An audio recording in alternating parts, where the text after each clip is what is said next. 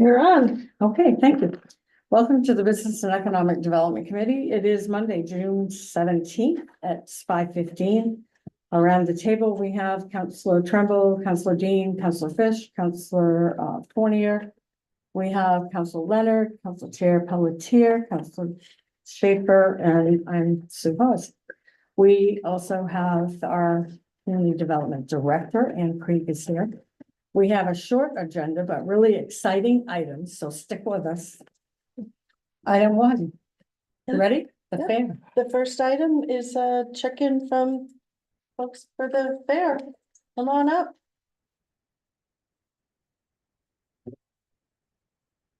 And then all sit together, as they say. Our favorite time of year. Hi, everybody. I'm Chris, the GM of the Cross Center. Hi there, I'm Stephanie Connor, I'm the AGM at the Cross Center. And as mentioned, we're here to provide an update for the Bangor State Fair and kind of where we're at with our planning. As some of you know, we met with City Council September of 2023 to give a kind of a recommendation and next steps recap for last year's fair. So we kind of wanted to chat about where we're at, what our thoughts have been, and where we're going with 2024 and beyond. So a quick intro, a couple of points to make. We went from a 4-day fair last year. We're looking at a 7-day fair this year, 2 weekends to allow us Monday, Tuesday, Wednesday as needed for a rain day, either if we get rained out the first weekend or we're seeing inclement weather come in for the second weekend. It will allow us to at least salvage some of those days. We wouldn't be able to pivot and change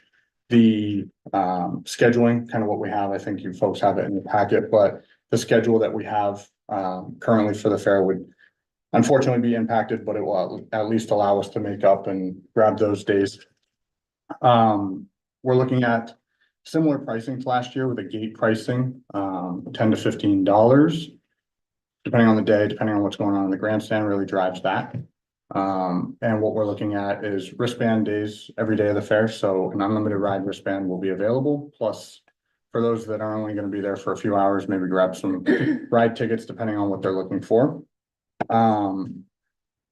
Regarding pricing, we're looking at a couple of different discount days, senior citizens, first responders, military appreciation. We're looking at a couple of dress like so-and-so to get a discount. Paul Bunyan is a big one that we're looking at, which might be hot with flannel, but I think folks will really jump at that opportunity, especially to save $2 to $5, whatever it might look like on the gate itself. And a big one. Yeah, one of the big changes that we identified the need to make last year. In the past, we've approached the Bangor State Fair as just one big event. So there was an event manager who oversaw the planning and logistics for the fair.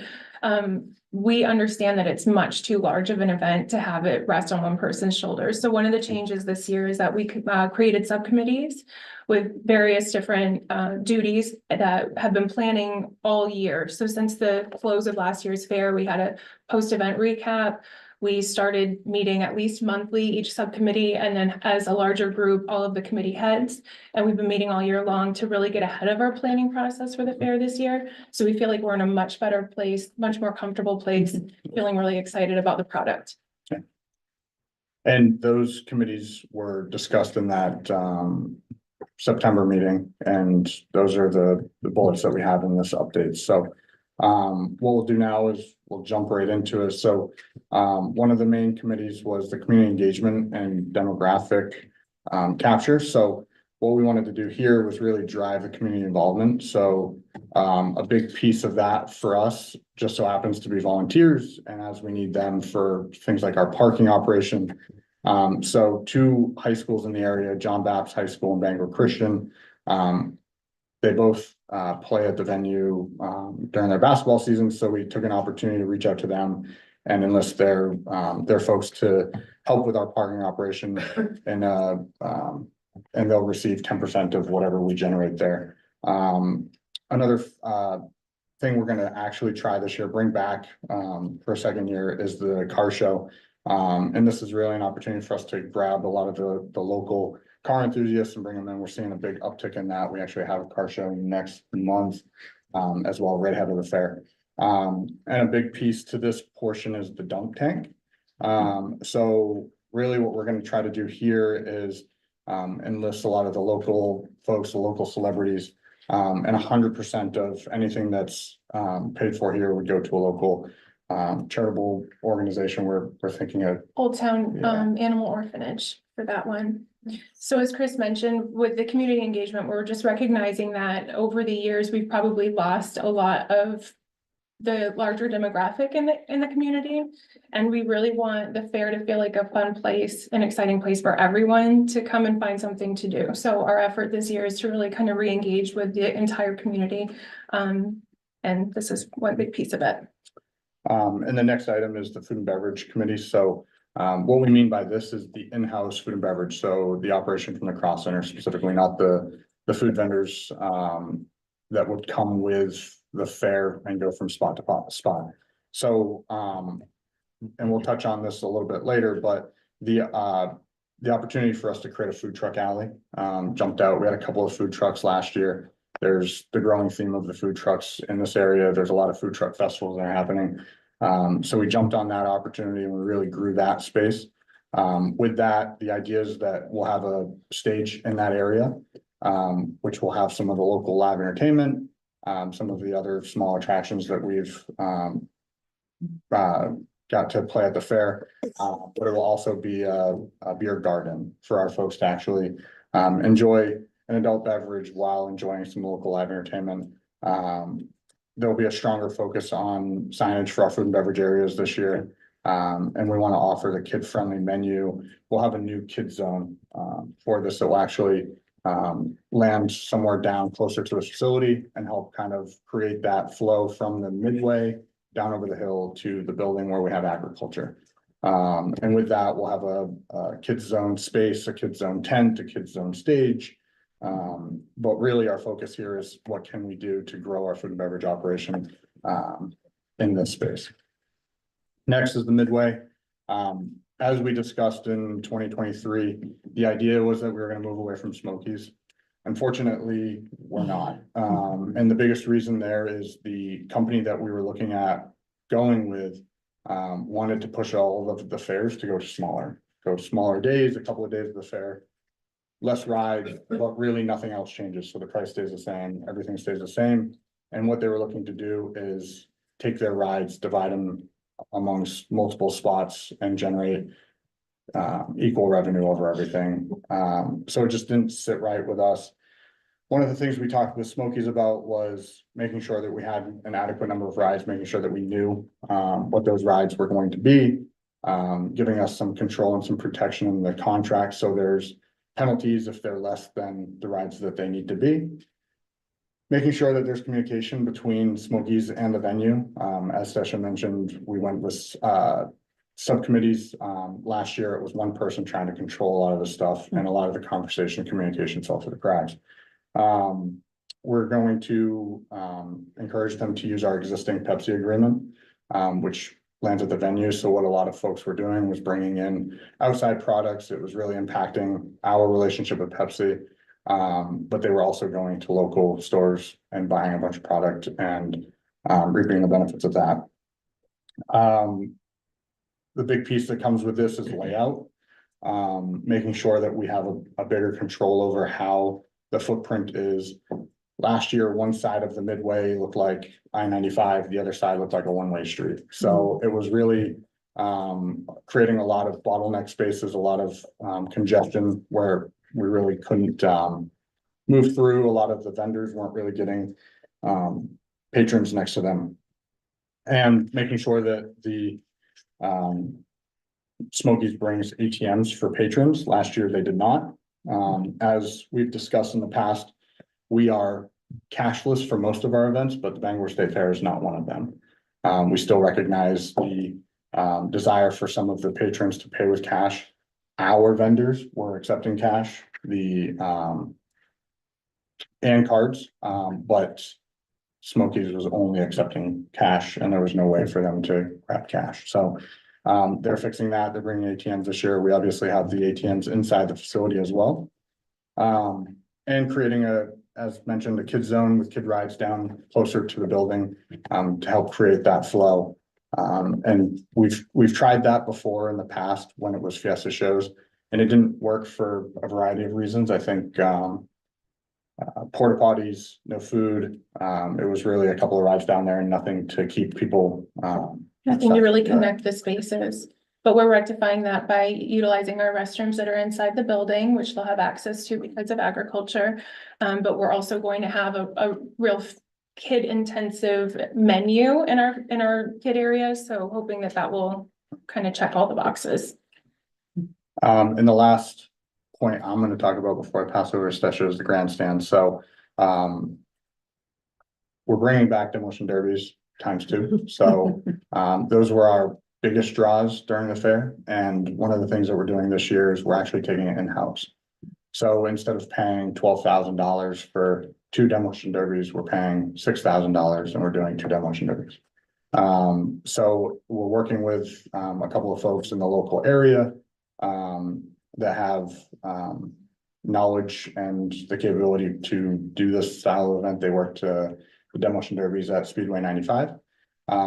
So this is gonna be a big push for us to continue growing the demolition derby, continue growing the things that, drive our business. Another element for the grandstand would be the truck and tractor pulls. Mainly the truck pulls. So instead of having it start at 6 o'clock at night and run until 11 o'clock, we're splitting truck pulls in half. So we're doing some of it during the day and then some of it at night. Tractors, pulls will still start in the afternoon and go throughout. One of the elements that's new this year is harness racing. So the first day of the fair, we will not be able to use infield for parking, but for good reason. We're bringing harness racing back to the fair. We're trying it, to really see how we can add these new elements. We're working with the casino and their team to help support this effort. And also the Maine State Agriculture and Harness Racing folks, and we met with them this past week to go over final details for that, so.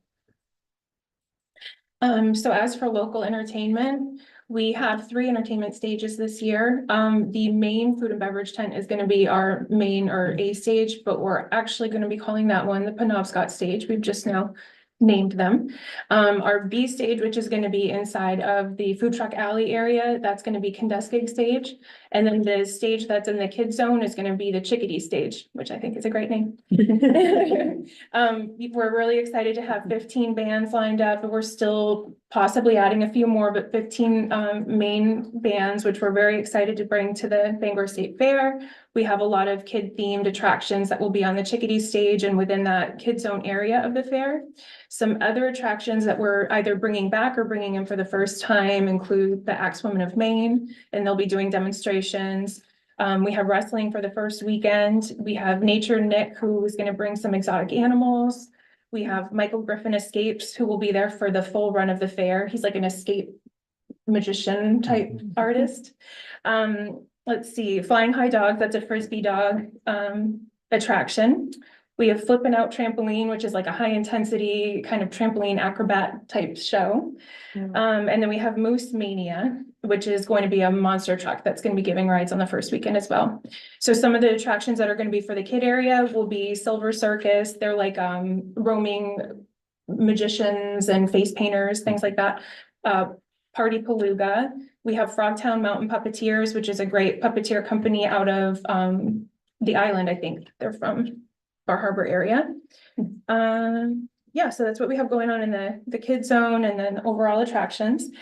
As far as the independent midway, we are, I think Chris mentioned this, but we were looking to really expand from last year. So as far as our independent midway vendors, we have 23 this year where we had 15 last year. So we're really excited to expand on that number. Our food truck alley, we actually have 13 food truck vendors coming this year. And last year we only had 4. So that feels like a big win. I'm really excited to be able to offer an area where people can, everyone loves fair food, right? But have some food offerings beyond your traditional fair food is very exciting, and to kind of have that area be a beer garden as well with an entertainment stage seems like a good move.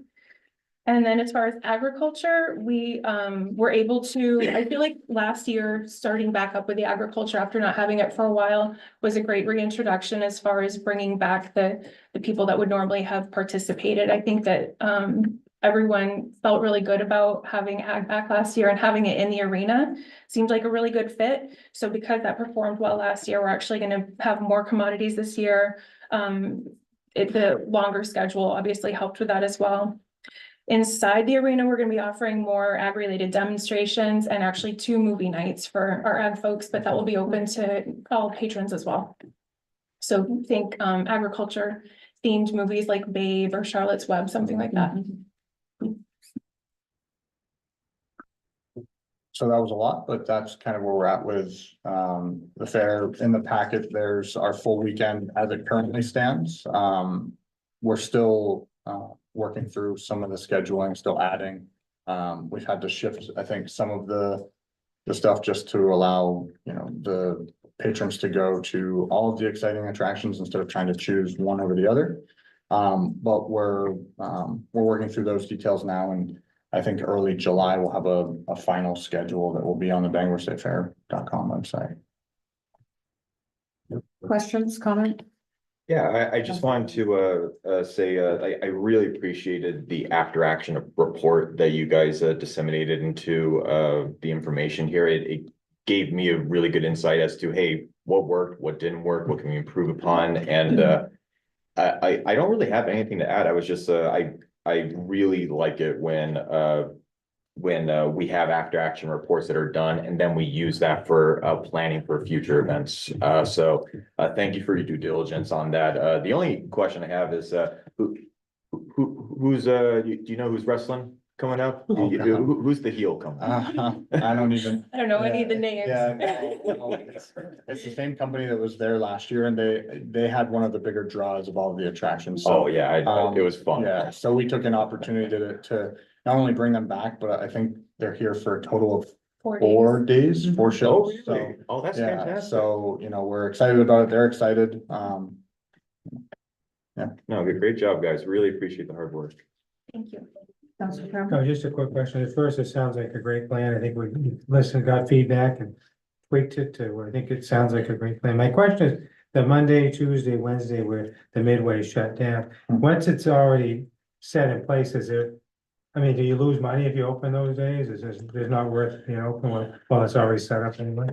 Yeah, so, we historically, the Monday, Tuesday, and Wednesday, when we ran a 10-day fair, was never profitable. It was always, because we wanted the 2 weekends, they kept those dates.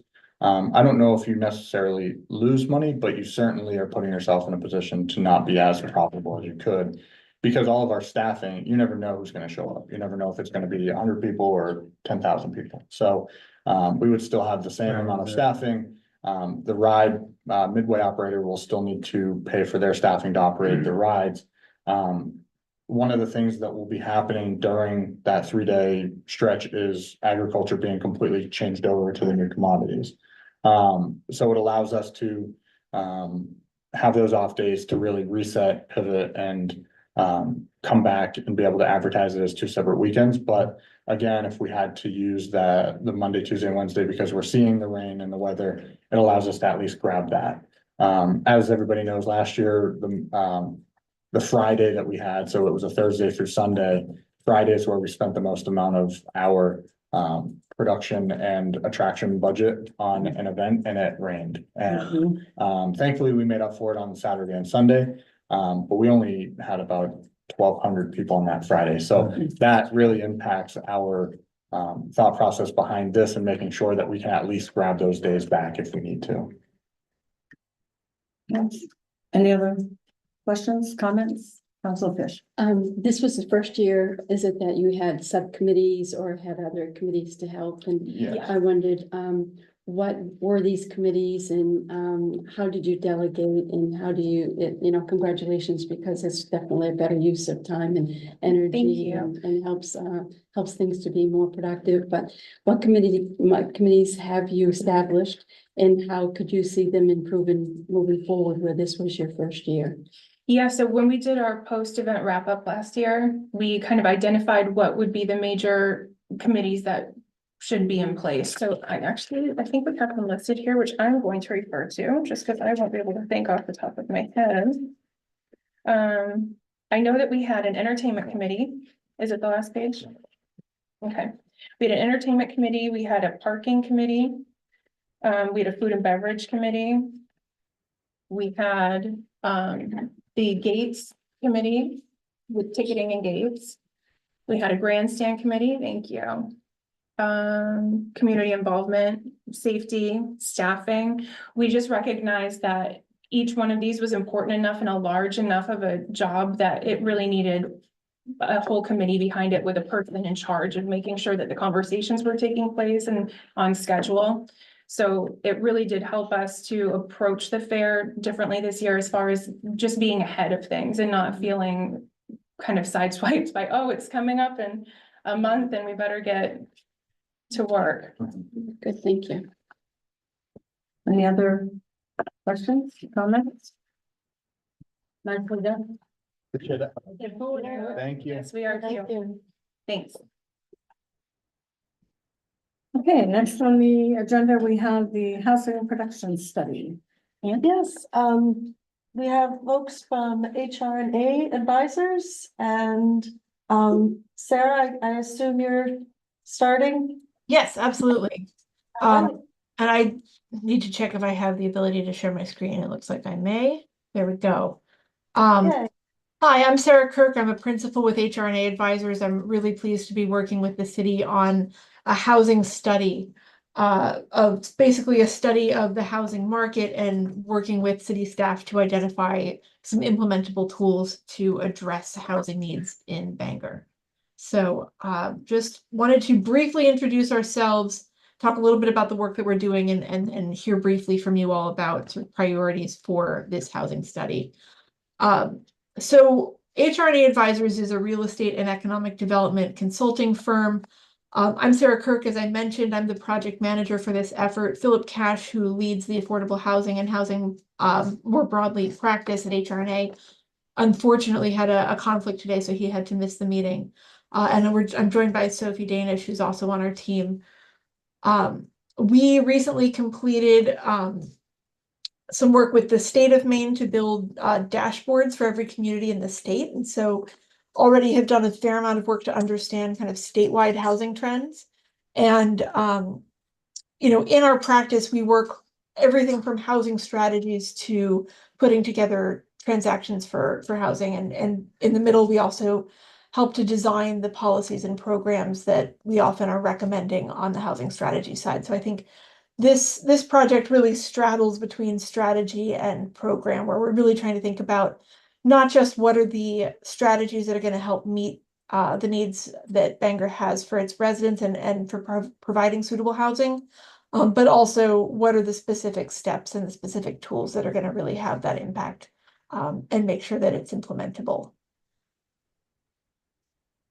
So the scope of work that we are currently, we just kicked off recently, so we're getting started and are in sort of a fact-finding and background analysis phase. But we are working on developing a nuanced understanding of housing demand and supply dynamics in Bangor. And we're going to work with city staff, as I mentioned, to produce actionable strategies to address some of the gaps in housing. So following our kickoff, we're meeting with a few different groups in the city, as well as conducting an analysis of sort of market trends as well as residential demand, trying to understand who is in Bangor, who works in Bangor, who lives in Bangor, who wants to live there, what are their housing needs, and then compare that to you know, what are the housing needs, or what is the housing supply, what are some of the barriers to meeting the needs of those people. And then finally, identifying strategies and priorities to address housing challenges. So we had a longer conversation at our kickoff, and this is a version of the conversation that we're going to be having with a few other groups, but want to be respectful of everybody's time today. When we talk about housing and housing affordability, often it incorporates many different but interrelated issues. That's everything from, is there enough housing? Are there, you know, housing homes of the type that have enough bedrooms or the right amenities for the people who want to live in the community? Is there housing stability? Do people who rent or who own, choose when they leave or change homes? Are homes well maintained? Does everyone have equal access to opportunity, location, housing near their jobs, access to home ownership? Does your senior population need support to age in place? We know that to a certain extent, all of these are challenges that currently exist in your community. But we want to understand what they look like for your city and which of these are either the most pressing or the top of mind and most critical for this strategy to address. So we've already done a little bit of looking. This is far from complete. But based on what conversations we've had so far, we understand housing supply might be a challenge. So this is sort of, is there enough housing to match the demand? Who is struggling to find housing? What kind of housing doesn't exist that needs to? Rental affordability, can people at all income levels afford to pay their rent? And we've seen, in Maine, rents have gone up very steeply in recent years in many cities. Home ownership, can a range of households access home ownership? We've seen, a lot of older homeowners, and whereas younger families might not be able to access home ownership. And then housing quality, if there's older housing, is it well maintained? Can people access assistance to make needed repairs to make sure their homes are safe and of good quality? So those are some of the ones that we've already been discussing, but we wanted to hear from you all what housing issues you're interested in understanding better. Are these right? Did we miss something? How would you prioritize these? And then what else should we be thinking about as we get started on this study? I'm going to pause there. That's really the end of we have a lot more in terms of, we can look at some market data that we've already been able to consider, but I really wanted to stop there and hear from you all about your priorities for this work.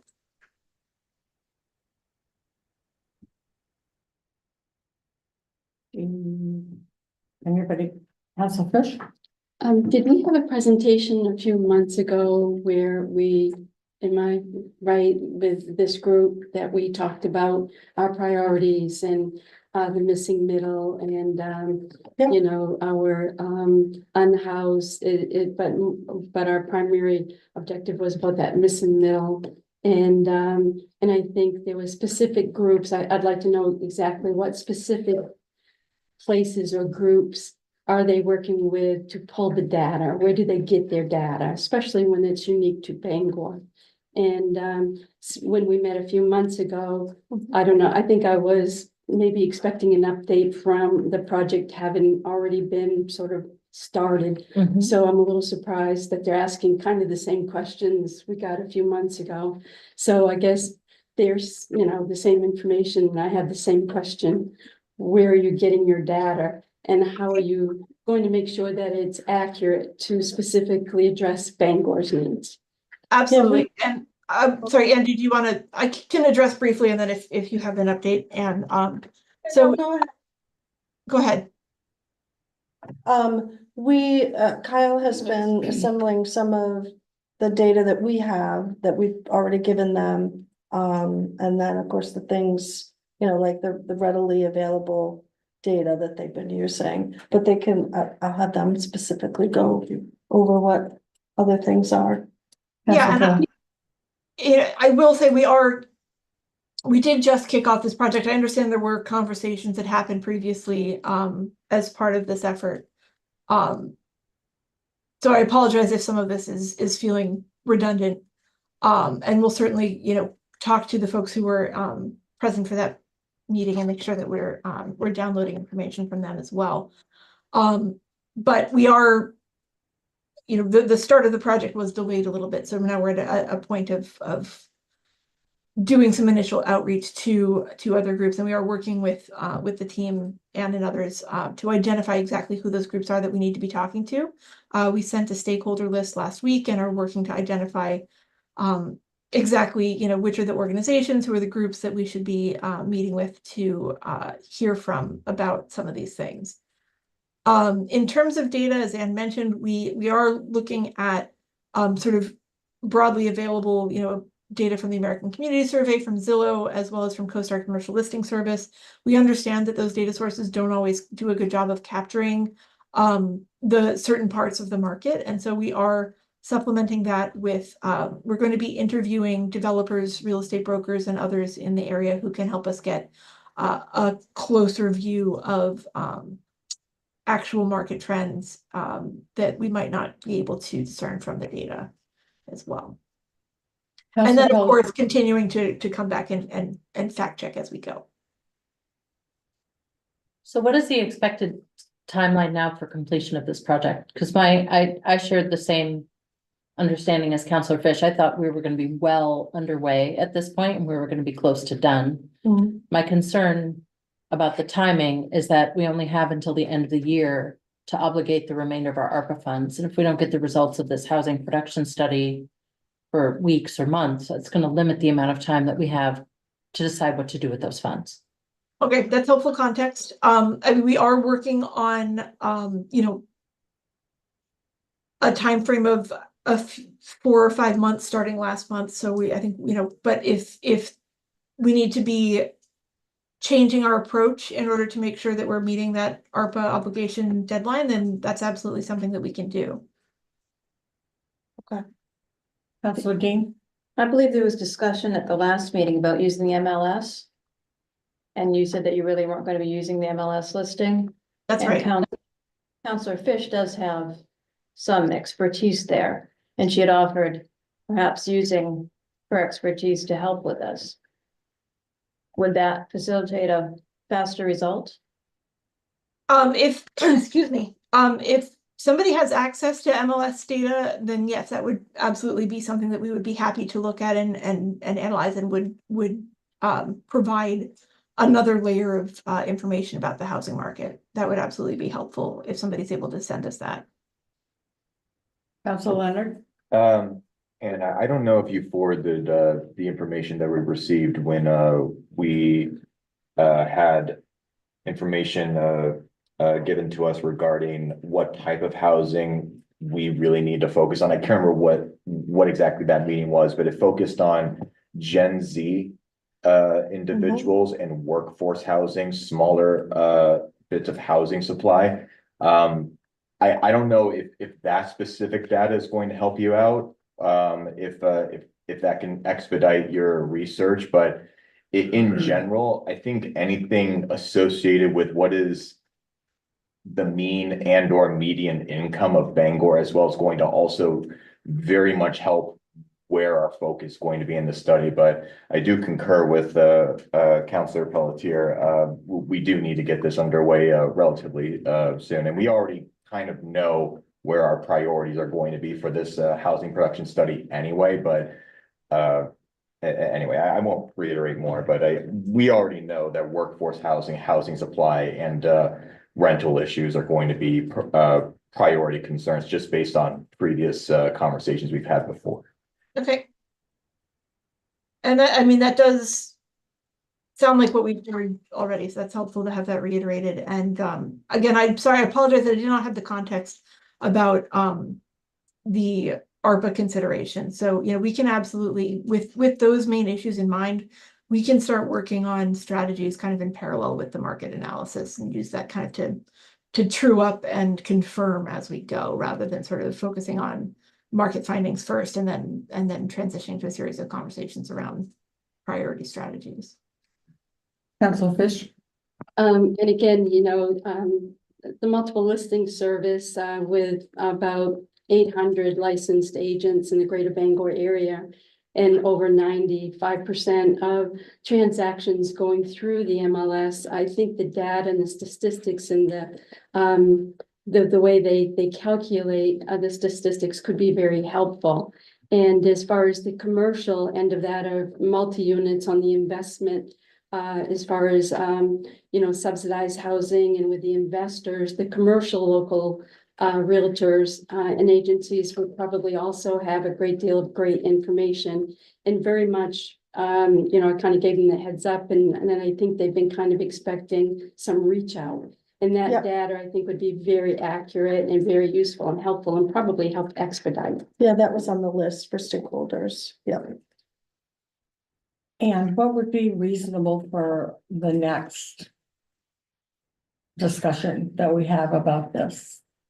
Well, I think we should try to expedite, the process more Mhm. quickly. To try to get back to, we could do another check-in in another 6 weeks. Hopefully to have things more underway then. Is that reasonable for the numbers be here like- in 6 weeks? Yeah. Okay. Yeah, so 6 I think weeks. the next conversation would then be really focused on, given these priority issues, here are some things to think about in terms of potential ways to allocate those funds, other things that you should be thinking about. Let's dial in a little bit more and make sure that we're, making recommendations that work for you all. Any other comments? Okay. Thank you. All right, thank you. Thank you all. Thank you. All right, next, on the agenda is, the airport, Jose? Oh, no, Yes. I'm Yeah, sorry. it is. Yeah. I think he's on his way. He's in motion.